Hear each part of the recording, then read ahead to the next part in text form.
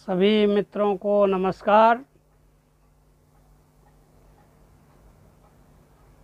मैं आपके सामने भारत के ऐसे विषय को आप सबके सामने रखना चाहता हूं जो भारत की मजबूती के लिए, भारत की एकता के लिए, हर नागरिक की समझबूझ बढ़ाने का माध्यम है। और वो माध्यम है परिवार। परिवार के विषय में विचार व्यक्त करने में ये बड़े मन की इच्छा है कि परिवार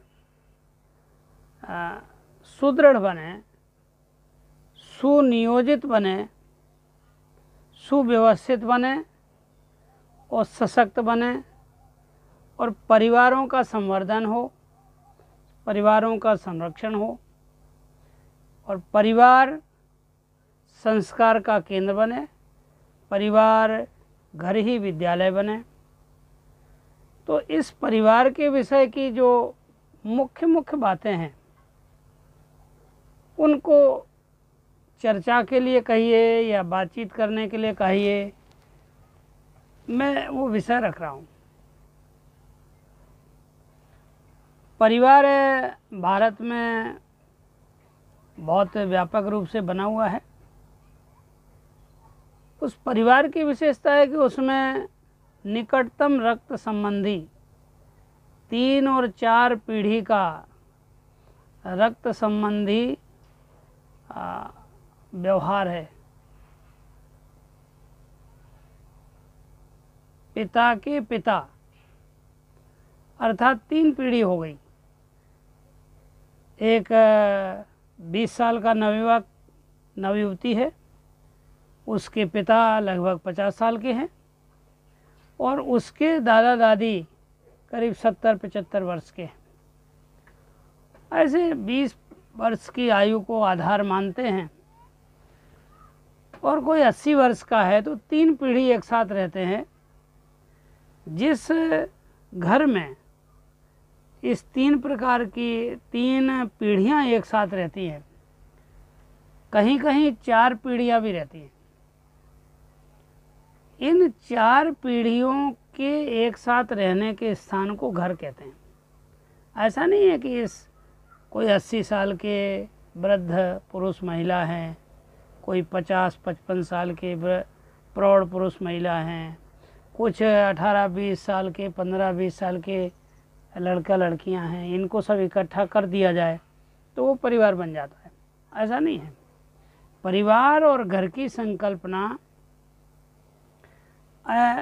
ऐसे बाह्य रूप से नहीं बनती।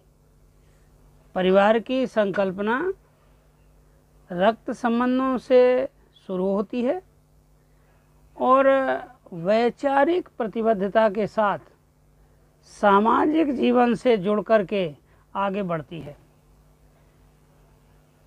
समाज की एक अभिन्न इकाई और सबसे सशक्त इकाई परिवार है।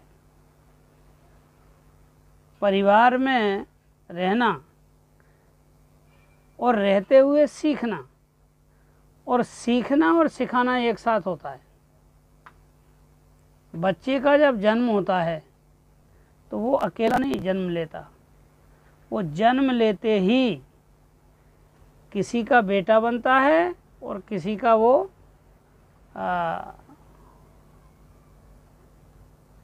पौत्र बन जाता है, किसी का प्रपौत्र बन जाता है, किसी का भतीजा बन जाता है।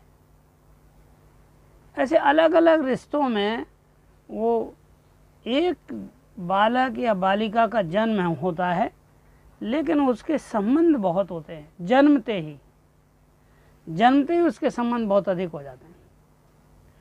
तो मैं सोचता हूँ कि इस तरह की जो परिवार व्यवस्था भारत में है, हो सकता है अन्य देशों में भी इस प्रकार की व्यवस्था हो, पर भारत की यह परिवार व्यवस्था संस्कार देने का, शिक्षा देने का, परस्पर के प्रेम के व्यवहार का सबसे उत्तम साधन है।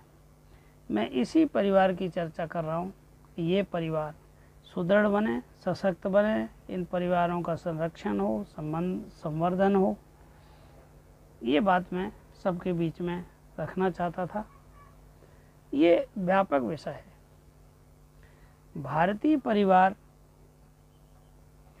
उसमें पिता के जितने भाई हैं वो सभी उसमें आते हैं, पिता की जितनी बहनें हैं वो सभी आते हैं, माँ के सभी भाई उसमें शामिल होते हैं, माँ की सभी बहनें उसमें शामिल होते हैं, माँ के पिताजी माताजी भी उसमें सम्मिलित होते हैं, माँ के माताजी पिताजी के भी रिश्तेदार उसमें सम्मिलित होते हैं। कितना विस्तृत परिवार बन जाता है। और हमारे परिवार की आधारभूत इकाई माँ ही है। माँ के साथ में परिवार का प्रारंभ होता है। माँ ही सर्वप्रथम बच्चे को पिता का ज्ञान कराती है। पिता अपनी संतानों का परिचय समाज से कराते हैं और ये परिचय कराने की एक विशेष पद्धति हमारे भारत में विकसित की हुई है। इस पर कभी मैं विस्तार से चर्चा करूंगा कि परिवार कैसा है, परिवार कैसा होना चाहिए, परिवार में किन किन बातों का ध्यान रखना चाहिए, किन बातों का संरक्षण होना चाहिए। ये सभी बातें, परिवार सुदृढ़ बनेगा तो भारत सुदृढ़ बनेगा। परिवार में संस्कार का वातावरण होगा तो भारत में संस्कार का वातावरण रहेगा।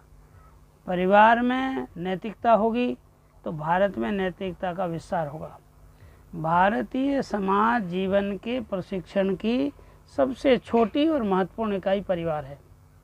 तो इस परिवार संस्था को सभी लोग ठीक ढंग से समझें, ठीक ढंग से जानें और उस परिवार के प्रति किसी भी प्रकार से अगंभीर ना बने।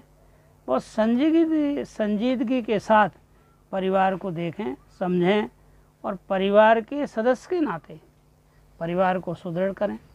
परिवार की सुदृढ़ता किन किन कारणों से बनती है, वो सभी बातें जान करके समझ करके जब व्यवहार किया जाता है तो हमारे भारत के अंदर एक नए प्रकार का वातावरण बनता है, जिसे हम कहते हैं कि सभी लोग भाई बहन हैं। क्योंकि परिवार में जो माता पिता है वैसी कल्पना हम धरती माँ के साथ करते हैं, जिस भूमि पर हम रहते हैं। तो जिस तरह घर की चार दीवारी के अंदर एक घर और परिवार है, उस प्रकार हमारे धरती के ऊपर भी हमारा एक चार दीवारी ना सही पर सीमाओं के भीतर एक घर परिवार है। उसकी अपनी परंपरा है, उसकी अपनी मर्यादाएं हैं, उसकी अपनी कर्तृत्व शक्ति है, उसके अपने जीवन मूल्य हैं। उन सभी जीवन मूल्यों पर काम करना, उन जीवन मूल्यों से अपनी पहचान बनाना, उन जीवन मूल्यों की व्यवस्था के लिए अपना बलिदान करना, भारत की इस प्रकार की ये जो परंपरा है, इस परंपरा के कारण भारत अजेय बना हुआ है। इसे तोड़ना, इसे कमज़ोर करना बहुत लोगों ने प्रयास किए, पर यह कमज़ोर नहीं हुआ। भारत सशक्त है परिवारों के कारण, और परिवार से लेकर के पूरे ब्रह्मांड तक उसका चिंतन है। व्यष्टि से समष्टि तक सोच है, थिंक ग्लोबली एक्ट लोकली।